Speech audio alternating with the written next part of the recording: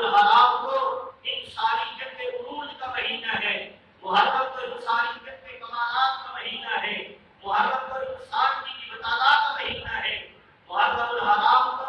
انبیاء کی عظمتوں کا مہینہ ہے، محرم الحرام کو دینی قوتوں کی بلندیوں کا مہینہ ہے، اور محرم الحرام کو سیدنا امام حسین رضی اللہ تعالیٰ عنہ کے جام شہادت نوش کرنے کا جام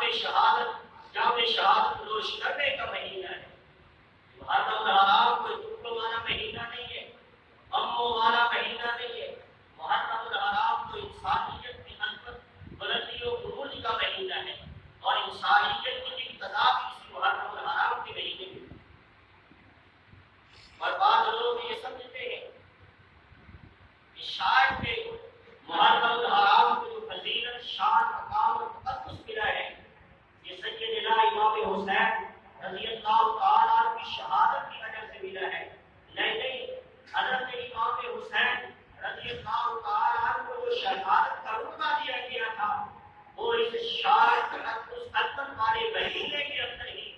شان والے انسان کو فضیلت والا رتبہ کی فضیلت والے مہینے میں ادا کیا۔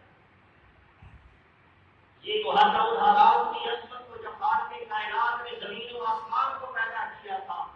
اس وقت اللہ کریم نے اس مہینے کی عظمت، شان اور فضیلت کو قرآن کریم میں بیان کر دیا گیا، اور سیدنا امام حسین رضی اللہ تعالیٰ عنہ کی شہادت اس سے کئی سال بعد ہوئی، اور اسی طریقے